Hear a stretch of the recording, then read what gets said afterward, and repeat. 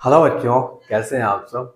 आज हम बात करेंगे बहुत ही इम्पॉर्टेंट थ्योरम के बारे में जो कि क्लास 10 के लिए है। बहुत ही इम्पॉर्टेंट थ्योरम है और उस थ्योरम का नाम है बेसिक प्रोपोर्शनैलिटी थ्योरम, जिसको शॉर्ट में बीपीटी कहते हैं और इसका दूसरा नाम थेल्स थ्योरम भी है।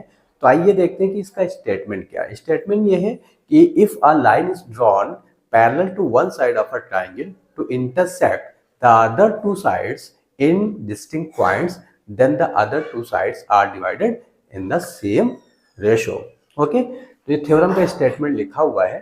अब ये थ्योरम है इसका प्रूफ कैसे होता है, कैसे हम प्रूफ करेंगे और इसको समझेंगे। ये एक्चुअली इस स्टेटमेंट का मतलब क्या है, इसका डेरिवेशन क्या है। इससे बहुत सारे क्वेश्चंस बनते हैं। कोई भी आप क्वेश्चन पेपर उठा करके देख लीजिए, आज से आप पिछले 10 साल के पेपर उठा करके देख लीजिए, बीपीटी का एक दो क्वेश्चन पेपर में रहना जरूरी है। तो आप देखेंगे कि ये थ्योरम कहती क्या है और इसका मतलब क्या है। कहती क्या है वो तो हमने देख लिया स्टेटमेंट इसका, लेकिन इसका मतलब क्या है जो स्टेटमेंट है और इसका डेरिवेशन कैसे होता है। ओके, आइए स्टार्ट करते हैं। तो यहाँ पे हम पहले एक ट्राइंगल बना लेंगे।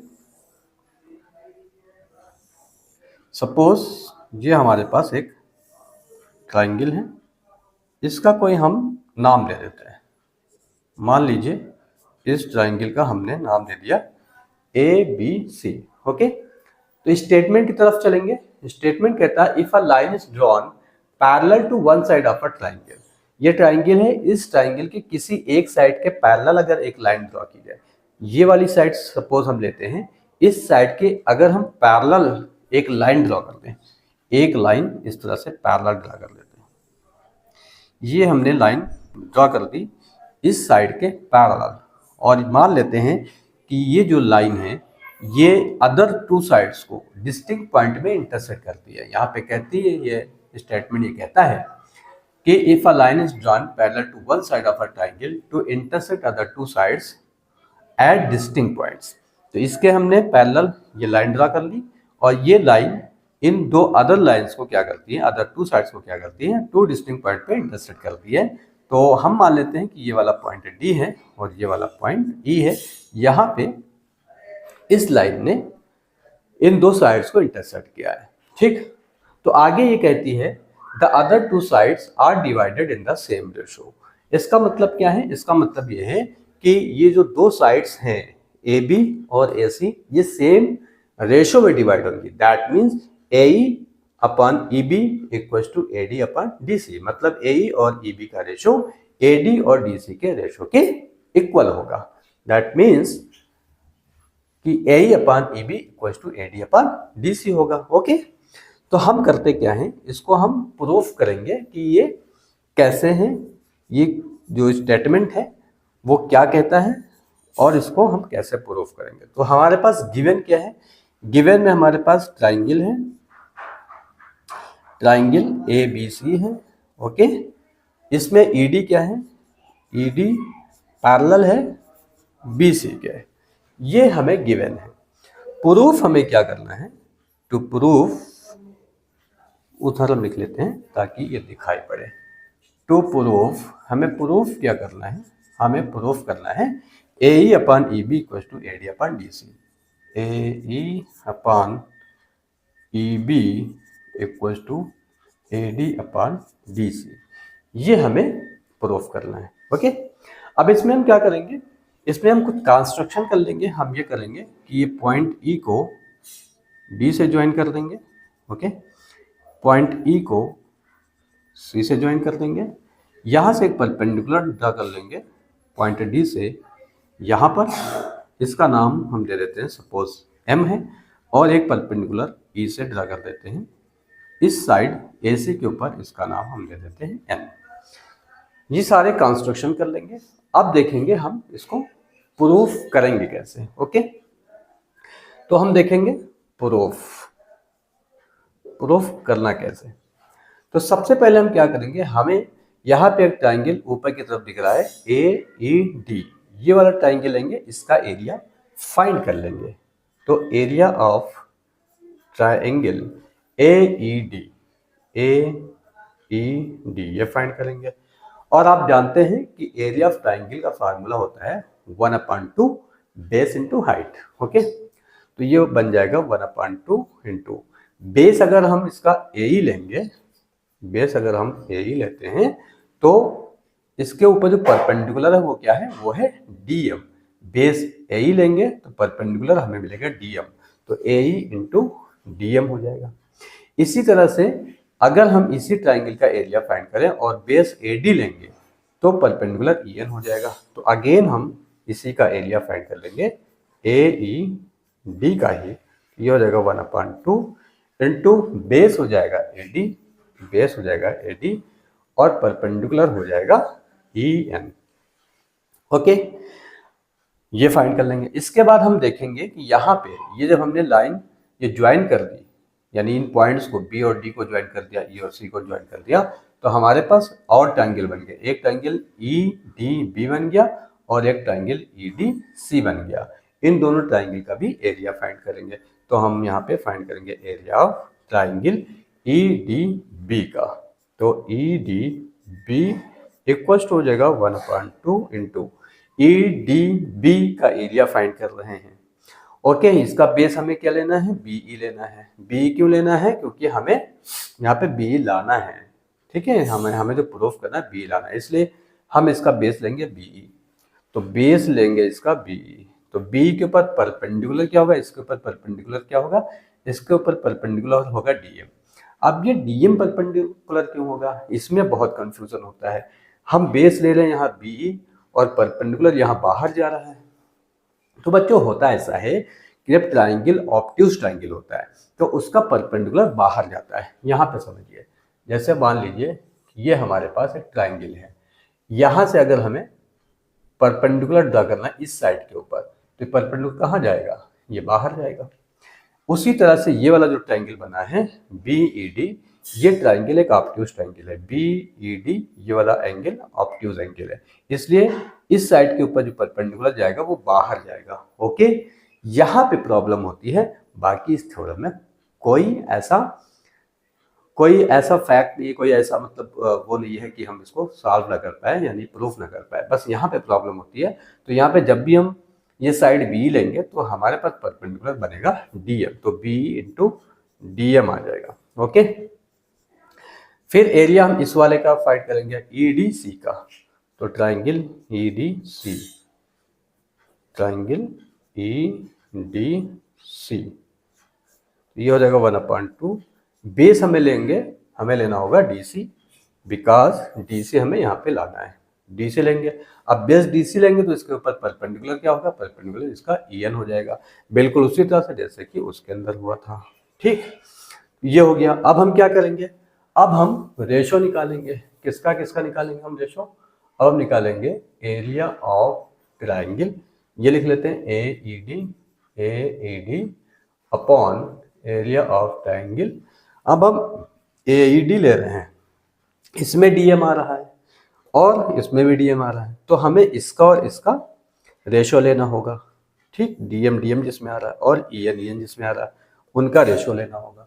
तो यहाँ पे हमने ले लिया है ए ई डी ये वाला, और अब हमें लेना है ये ई डी बी, तो ई डी बी ले लेंगे। तो ये आ जाएगा 1/2 ए ई डी का एरिया आया था 1/2 A E into D M. Okay, और ये क्या हो जाएगा 1/2 B E into D M, D M cancel, 1/2 cancel. ये आ जाएगा area of triangle A E D upon area of triangle E D B equals to A E upon B. Okay, ये हो गया। इसके बाद हम क्या करेंगे, अब हम निकालेंगे इसका और इसका रेशो, यानी कि अब हम निकालेंगे एरिया ऑफ ट्राइंगल ए ई, ये ई डी बी सॉरी ए ई डी का निकालेंगे। तो ए ई डी का क्या हो जाएगा, ए ई डी और अपॉन एरिया ऑफ ट्राइंगल हमें निकालना है ई डी सी का, area of triangle E D सी।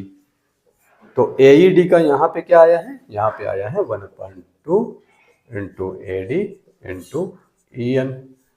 और यहाँ पे क्या आया है, यहाँ पे आया है 1/2 इंटू DC इंटू EN। अब ये EN कैंसिल, 1/2 कैंसिल, ये आ जाएगा एरिया ऑफ AED और upon area of triangle EDC। Okay, क्या आ जाएगा, ये आ जाएगा AD और अपान DC। ओके, इतना तो हो गया। अब क्या करें, अब देखिए इसको ध्यान से। यहाँ पे ये वाला जो ट्राइंगल है EDB, ये ट्राइंगल, और ये जो EDC है, ये दोनों ट्राइंगल अगर देखें तो इन दोनों ट्राइंगल के पास ये बेस है, यानी ये दोनों ट्राइंगल सेम बेस के ऊपर है और ये दो पैरेलल के बीच में है। क्लास 9 में आपने पढ़ा होगा कि अगर दो ट्राइंगल सेम बेस पर हो और दो पैरेलल के बीच में हो तो उनका एरिया सेम होता है ना। तो ये आप क्लास 9 से आप इसको रिमाइंड कीजिए और आप देखेंगे कि इन दोनों ट्राइंगल का एरिया क्या होगा, सेम होगा। तो ये स्टेटमेंट है, ये थ्योरम है। थ्योरम ये है कि triangles on the same base and between parallels are having same area. तो area of triangle EDB equal to area of triangle EDC। तो यहाँ पे हम लिखेंगे area of triangle EDB equal to area of triangle EDC। इसका reason ये होगा कि triangles on the same base and between two parallels have same area। Okay, तो ये हो गया इसका रीजन। यानी कि EDB और DEC, EDC ये और DEB, और ये DEB कहाँ गया, DEB का एरिया और DEC का एरिया दोनों का क्या होगा, सेम होगा। ओके, तो फिर हम क्या करेंगे, हम फाइंड कर लेंगे ये यहाँ पे जो आया था ये EDC है, नहीं है EDB है। तो EDB और EDC दोनों का एरिया सेम है। इसका मतलब ये होगा कि इसका एरिया ये पूरा रेशो इस पूरे रेशो के इक्वल होगा। क्यों होगा, क्योंकि EDB और EDC का एरिया सेम है। EDB और EDC का एरिया सेम है, यानी इसकी जगह पे ये पुट अप कर लें तो ये दोनों वैल्यूज क्या हो जाएंगी, सेम हो जाएंगी। ओके, तो हम क्या करेंगे, हम ये करेंगे इसके अंदर कि हम इनके एरियाज को सेम कर लेंगे। और अब हम ये करेंगे, क्या हो जाएगा, अब आप देखिए। तो हम ये कर सकते हैं कि area of triangle AED upon area of triangle EDB equals to area of triangle AED upon area of triangle EDC, ये इक्वल हो जाएगा। इक्वल क्यों होगा, क्योंकि EDB और EDC का एरिया सेम है, यहाँ पे हमने बताया है उसका रीजन। ओके, तो इन दोनों का एरिया सेम है, इसलिए इनका रेशो भी सेम हो जाएगा। अब इनका रेशो सेम है तो इनकी वैल्यूज भी सेम हो जाएंगी। इसकी वैल्यू क्या आई थी, इसकी वैल्यू आई थी AD अपॉन, ये यहाँ पे देखिए EDB, तो यहाँ पे ये आया था AE upon BE equals to, इधर आया है AD अपॉन DC। तो यहाँ से ये आया AE upon B equal to AD upon DC, और यही हमें क्या करना था, प्रूफ करना था। ठीक, तो इस तरह से बेसिक प्रोपोर्शनलिटी थ्योरम का डेरिवेशन भी आता है।